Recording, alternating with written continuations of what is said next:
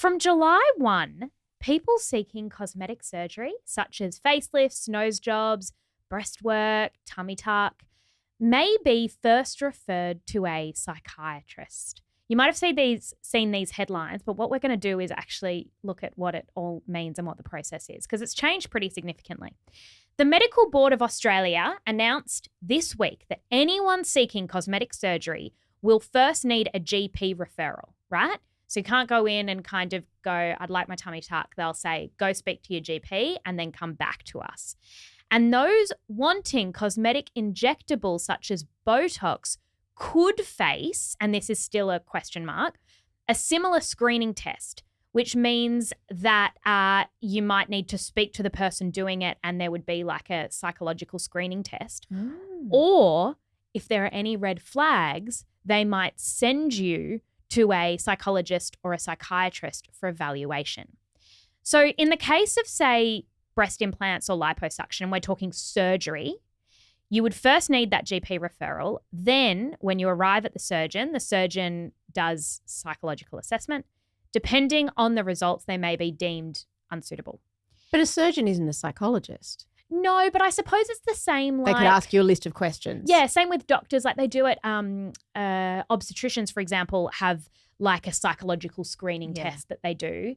And then if there are any red flags, they send you to the experts. How many of these statements do you agree with? Yeah, that kind of thing.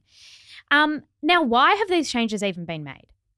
It's because of Australia's increasing uptake of cosmetic procedures. So something like Botox is costing Australians $1 billion a year. What do you mean it's like we're spending $1 billion a year on Botox? The Medical Board commissioned an independent review and they looked at how media reports revealed serious patient safety concerns, including hygiene breaches, poor patient care. People are unsatisfied with their outcomes. And the advertising can be aggressive and inappropriate. And from what I understood reading some of those incredible investigative reports, there are some really reputable, experienced, qualified people who are performing plastic surgery and cosmetics procedures. And then there are cowboys who are able to just kind of do an hour-long online course and then do boob jobs. Yeah. And so maybe the existing regulations were kind of serviceable when you're talking about a small number of people and a small number of operators, but now that it's ballooned, as Jessie said, to being so mainstream, $1 million a year on Botox alone, the regulations have to shift. But what I don't understand is that they're trying to regulate the patients rather than regulating the practitioners. So they're doing both. I looked closely at this because a lot of people were like, well, how about a higher standard for practitioners? Yeah. They did that. So additional changes include a higher standard for practitioners, stronger restrictions on advertising, and a new model of accreditation. So you can't just get a certificate after a day. You actually have to be properly trained. And I thought this was interesting. There is also going to be a cooling off period between the patient giving informed consent and the procedure taking place. So what we've heard of, for example, is I might go in for my boob job and they might say, have you considered a tummy tuck as well? I then give consent, but in fact, I haven't really thought about it deeply. The upsell. Yes, the upsell, exactly right. And so this would mean that I'd have to go and think about it, maybe do a bit more research and then see if it's something I still want to do. There are lots of criticisms about this. Mia, what's your instinct about whether it's a good idea? I mean, is there a world in which GPs are now just full of people wanting to get Botox and just need a piece of paper signed? Yeah, I find this really fascinating because there's no question that getting cosmetic surgery has become as commonplace almost as dyeing your hair or, for some people getting manicure or pedicure. Certainly things like injectables, fillers, Botox, they're so mainstream. And there's a distinction. So cosmetic surgery is something like breast implants, nose surgery, things that cut into your skin. So you need like a general anesthetic for them. Yes. Cosmetic procedures, and this is where the question mark still is, although it looks like they could be coming for your Botox, is injectables, fillers, Botox, as you said. But also, and this is where things get blurry, laser skin treatments, dermabrasion, fat freezing. Mole removal. Yeah, all that needling, stuff. which I've had. Exactly. What I think is interesting about the psychological assessment, I mean, you know, at the very extreme end, there are people who have body dysmorphia and who look in the mirror and see something that might not be objectively true and that want procedure after procedure after procedure in the hope that they will attain some level of perfection or that their life will change in some way.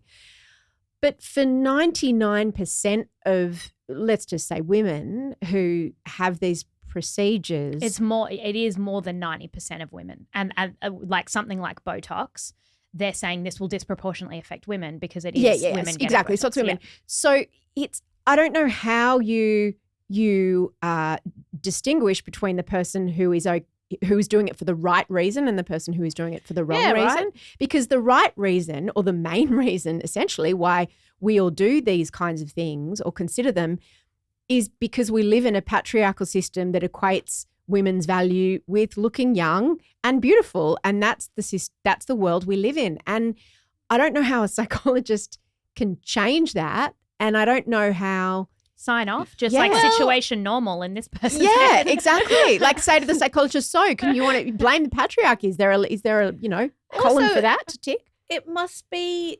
There's such a level of subjectivity in this, because I listened to a news report about it where they interviewed a cosmetic surgeon who said all day, every day these days, she said, my patients are getting younger and younger and younger, and they're coming in with pictures on their phones of themselves with a filter. There's a new TikTok filter called Bold Glamour, and it makes you look very glamorous, like a celebrity version of yourself. And 20 years younger. Yeah. But these girls are already 20, oh, yeah, right? And they're coming in with that and saying, make me look like this.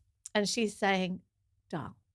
That's where she starts. I said pet. I said doll. She's often saying, I can't make you look like that. Or if I could, it would be a very, very, very big deal. That's not like 5 mil of filler. She said that celebrities' involvement in this have also made it seem like it's really simple. They come in with a picture of Kylie Jenner and they said, I heard that she went from this to this with just 5 mil of lip filler. And they're like, again, doll. Like, that's not how it works. So if you're constantly being asked for procedures that will make you rich if you make them, because, these are expensive, by an increasing number of people who want them, who have every right to get them, but should they have them? Is there any, should you be considering how the position of somebody's mental health if they are, as I heard this woman also say, coming in with a picture of a Bratz doll and saying, I want my face to look like that. Like some people would say, you might not be well, babe, if you think that your face is so awful that you need. Yeah, but when it's sending your kids to an expensive school, as if you're going to say no. Well, indeed, right? And also, who's to say that you can't do whatever you want to your face? Because of course you can. Of course, if you want to undergo procedures to make you look like your Bold Glamour filter or like your Bratz doll, and you've got the money and the agency to do it, who's to say no? But a lot of people would suggest that there is a mental health issue. But it's insane about wanting to look like something that doesn't exist. So why are we outsourcing the problem of social media and Instagram and filters and the way that the advertising industry and the fashion industry portrays women and the entertainment industry as well? Why are we then outsourcing that to the individuals and saying you have to somehow prove? Like, I feel like it's gaslighting to say we swim in this sea of images and messages that we've got to look a certain way, and then when we go and try to act on that, we somehow have to prove that I can't even find the words. Aren't psychiatrist and psychologist offices full of young men and young women who are bursting with the anxiety of living in the world we're living in? But so is the psychologist the one who says, no, I think you're really beautiful, sweetheart. Your nose is lovely. But maybe the psychologist is the person to say, is your anxiety about your face and you thinking that your world and your environment will be a better place if you change it, is that maybe a misplaced idea? But it isn't, because the person with I think it could be. I think it definitely could be. I disagree. I think the person with the enormous nose who, for example, wants to get their nose, who's been teased because they live in a world where everyone's got a perfect nose. Every nose that they see is perfect, whether it's filtered or real. So, but the question of whether that nose will make you happier, there are a lot of, it's not simple. And I think everyone knows the experience of having a stage in their life where they were sure that they were going to do something, whether it's to their lips or their nose or their teeth, or they fantasized about it, and then time passed and you stopped fantasizing about it. Or also, and I know this is a slightly controversial place to take it to, but you are very often will read opinion pieces from people who say, I thought that losing 40 kilos was going to fix all my problems. And they get there and they go, you know what, I'm still me with all my problems. Like it's not to say that wasn't ever a good thing to do, but there is a psychological component to all of our dissatisfaction about all of the things we're thinking. And it's not necessarily a bad thing for there to be a little bit more of a gate saying. But it's society that does that to us. Yes, what if you're in a relationship though? What if you sit down, how to unpick it? What if I sit down and then they send me to a psychologist and I say, I want to get this, this and this. And they say, all right, let's unpack that. And I say, well, I'm with a partner who tells me that I've got an awful nose and that I look old and that I'd look better if I looked like Kylie Jenner. Like, isn't that a point where people can go, oh, all right, we've got something else to deal with here? Yeah, but you can't. Who pays for that session? Yes. And this is a really good point. I think this is where it gets complicated because psychologists and have you seen the wait lists are lately? Already full. Yeah. And psychiatrists are already full. And there are people with really acute pressing mental health conditions that can't get in. And to then have that as a box ticking exercise for people who are actually okay is not ideal. And it also feels, I can't believe I'm going to say nanny state. I sound like I'm on Sky News. But and this all sound like an extreme analogy, but are we then going to have psychologists in Westfield that are going to stop people buying a really, really expensive pair of shoes? Like, are you sure? But it's going to make me happy. Are you sure it's going to make you happy? Like, I think how much is personal responsibility? But I don't know. I don't think it's a bad thing to have a few more obstacles to getting exactly what you want at all times. And now I sound like Jessie because I sound like a Catholic who doesn't believe in pleasure or reward. But I think it's not necessarily, if you're listening to the people in the industry who are saying my waiting rooms are full of beautiful young women, and I know that sounds very judgmental, but it's like there is nothing wrong with these people. It's society and Instagram tells them that there is. And I'm not saying that there is anything wrong with the way that anybody looks, but what I'm saying is if we're seeing an exponential explosion in the number of young women who are choosing to spend large amounts of money that they probably don't have on these kind of procedures, is it necessarily a bad thing to just have like a couple more gates that you might have to open before you get isn't there? It that thing of we're picking people out of the river? We're not going upstream to find out how they're falling in. I think we should be doing that too, 100%. And no one's even talking about that. This is my point, and we talked about it on the show last week when you weren't here about filters and how they're talking about fining influencers for using filters. And I'm like, what about just don't let the platforms have filters? Like you've got there's I 100% agree you've got to deal with upriver, but I don't think there's necessarily a bad thing about dealing downriver. It's just in a realistic world, as you say, like it takes 2 weeks for me to get an appointment at the GP where I live. I don't want there to be another, but at the same time, that boob job is urgent. It is.